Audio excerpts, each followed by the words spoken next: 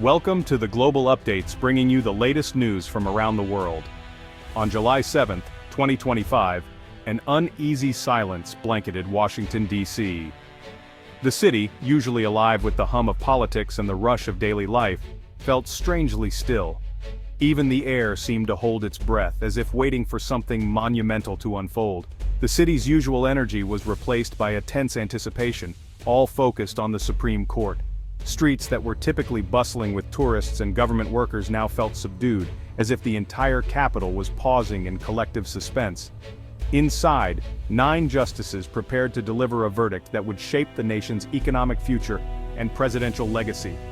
Each justice carried the weight of history on their shoulders, aware that their decision would ripple through every corner of American society.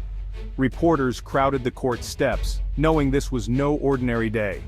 News vans lined the streets, satellite dishes pointed skyward, and journalists rehearsed their live shots, ready to break the story the moment the decision was announced.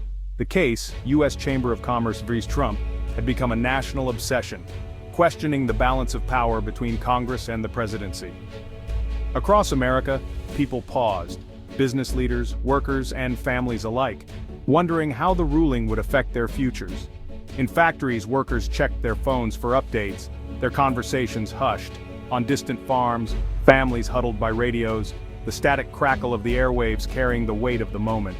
On Wall Street, traders hovered over their screens, eyes darting between headlines and market data, knowing that billions of dollars could shift in an instant depending on the court's decision. The outcome would touch millions of lives and wallets. From suburban living rooms to city apartments, families gathered around televisions, anxious about what the future might hold for their jobs, savings, and daily lives. In Congress, aides and lobbyists anxiously refreshed news feeds, their plans hanging in the balance. Every text alert and breaking news banner sent a ripple of anxiety through the halls of power, as lawmakers braced for the political fallout. At Mar-a-Lago, former President Trump watched, his America First economic doctrine on the line. Surrounded by advisors, he waited to see if the policies he championed would be upheld or struck down, knowing his legacy was at stake. The tariffs he championed were about to face their ultimate test. For years he had argued that tough trade policies would protect American jobs and industries. Now the highest court in the land would decide if those policies could stand. The nation held its breath, united in suspense. In cities and small towns, people gathered in public squares and living rooms, sharing a rare moment of collective uncertainty and hope. The silence was a testament to the moment's gravity. Every tick of the clock seemed to echo louder, as if time itself was slowing down in anticipation of the verdict. This was more than a legal ruling, it was a turning point for American policy. The decision would not only determine the fate of tariffs, but also set a precedent for the limits of presidential power for generations to come. The city and the country waited for history to unfold. Every eye was fixed on the Supreme Court, every heart beating a little faster as the moment of truth approached. The verdict would echo far beyond the marble columns of the court, shaping the nation's path and leaving an indelible mark on American history. To truly grasp the Supreme Court's recent decision, we need to rewind and understand the roots of the controversy. It all starts with President Trump's signature America First policy, which became a central theme of his administration and campaign promises. Trump argued that decades of free trade agreements had hollowed out American manufacturing, leading to widespread factory closures, job losses, and ballooning trade deficits with countries like China and Mexico. To address this, he imposed steep tariffs on imported goods, especially steel and aluminum, citing Section 232 of the Trade Expansion Act, which allows tariffs for national security reasons. This was a bold move, signaling a dramatic shift from previous administrations' approaches. Supporters hailed these tariffs as a way to protect American jobs, revive struggling industries, and restore national pride in U.S. manufacturing. But critics quickly pointed out the downside, arguing that tariffs acted as a hidden tax on consumers, raising prices on everyday goods and squeezing small businesses. Many also warned that these policies could spark global trade wars, straining relationships with key allies and trading partners. Retaliation was swift. China, the European Union, and other nations responded with their own tariffs on American goods, escalating tensions and impacting U.S. exporters. Business groups, led by the influential U.S. Chamber of Commerce, challenged the president's authority, arguing that only Congress has the constitutional power to regulate trade and impose taxes. The legal battle that followed centered on whether national security concerns were a legitimate reason for bypassing Congress, or simply a pretext for executive overreach. The case eventually made its way to the Supreme Court, setting the stage for a historic legal showdown with far-reaching implications. At stake were not just the limits of presidential power, but the very future of U.S. economic policy and America's role in the global trading system. At 10 a.m., the Supreme Court quietly released its decision. In a 6-3 ruling, the court struck down Trump's broad use of tariffs under Section 232, citing separation of powers. Chief Justice Roberts wrote that only Congress can impose sweeping, long-term taxes on foreign goods. The majority found the administration's national security rationale too broad, warning against executive overreach. The ruling limited Section 232 to genuine immediate threats to national defense. Notably, Trump appointees Kavanaugh and Barrett joined the majority, emphasizing constitutional principle over politics. The dissent argued for presidential discretion in national security, but the majority held firm. The verdict, Trump's tariff strategy as implemented, was unconstitutional. The nation's response was immediate and polarized. On the Supreme Court steps, business leaders cheered, calling it a victory for the rule of law and economic stability. Wall Street surged, stocks soared, especially in sectors battered by the trade war, and agricultural prices rebounded. Democrats and moderate Republicans praised the decision as a vital check on executive power. Congressional leaders promised new trade legislation to clarify the rules.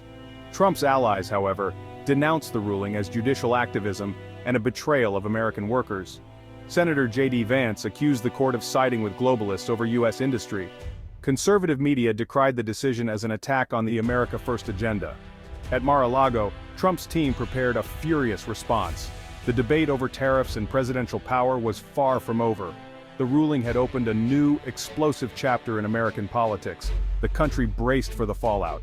Beyond the political debates in Washington, the court's decision sent shockwaves through the lives of everyday Americans, far from the marble halls of power. In living rooms and kitchens across the country, families gathered around their televisions, anxiously awaiting news that would shape their futures. Maria Sanchez, a single mother in Chicago, scanned the shelves at her local grocery store, hoping for relief from the relentless rise in prices on essentials like milk, bread, and fresh produce. For Maria, every dollar counted, and she wondered if this ruling might finally ease the burden on her family's tight budget. In California, David Chen, a small business owner, unlocked his shop at dawn, thinking about the employees he had to let go during tough times. The court's decision gave him hope, a chance to rehire workers, rebuild his team, and keep his dream alive in a challenging economy. For people like Maria and David, the ruling wasn't just a headline, it was a lifeline, offering a glimmer of hope for a better tomorrow. But in Pittsburgh, the mood was different. Steelworker Mike Kozlowski, who had seen his plant revived by protective tariffs, now felt a deep sense of betrayal. The jobs that had returned to his community were suddenly at risk again, and uncertainty loomed over his family's future. "Washington just sold us out again," Mike said, his frustration echoing through the break room as co-workers nodded in agreement. Meanwhile, in the fields of Iowa, farmers like Sarah Miller faced their own struggles. Years of lost export markets had devastated her family's income. But now, as soybean prices began to rebound, she saw a glimmer of hope for recovery. For Sarah, the ruling meant more than numbers on a balance sheet. It was a shot at saving her family's century-old farm, preserving a legacy for her children and grandchildren. For some Americans, the decision promised stability, new opportunities, and a chance to rebuild what had been lost. For others, it threatened hard-won gains, casting a shadow of doubt over their livelihoods and dreams for the future. The impact was personal, immediate, and deeply divided, felt in every corner of the country, from bustling cities to quiet rural towns. The Supreme Court's verdict was more than just a matter of policy. It was about real people, real jobs, and the everyday struggles and hopes of American families.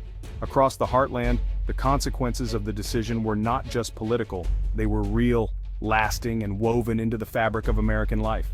The court's decision sent shockwaves through the global economy. Analysts predicted a rapid rollback of tariffs, lowering U.S. consumer prices and reopening export markets. Industries reliant on imports, autos, welcomed relief and new investment.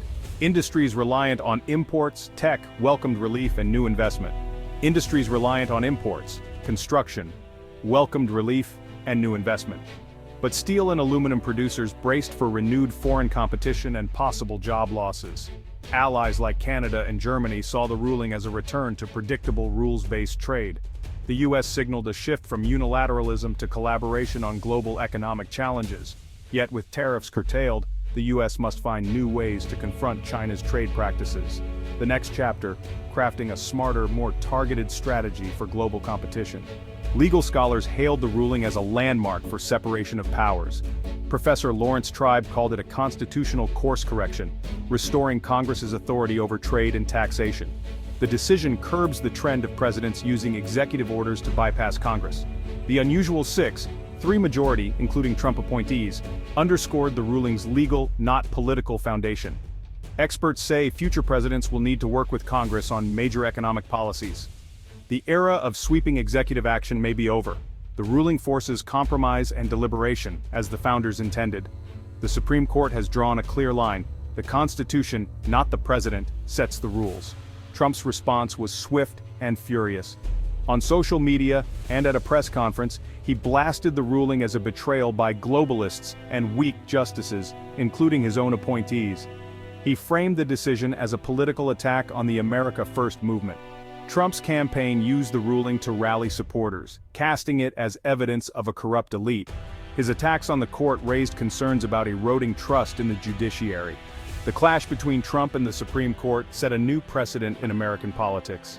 The July 7th decision was more than a trade ruling. It was a defining moment for American democracy. The court reaffirmed that power in the U.S. is shared and checked, not concentrated in one office. The ruling underscored that even presidents must operate within constitutional limits.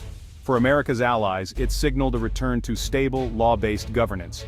The decision strengthens the nation's institutions and the principle of government by law, not decree. The path ahead will be contentious, but the ruling is a reminder of the resilience of American democracy.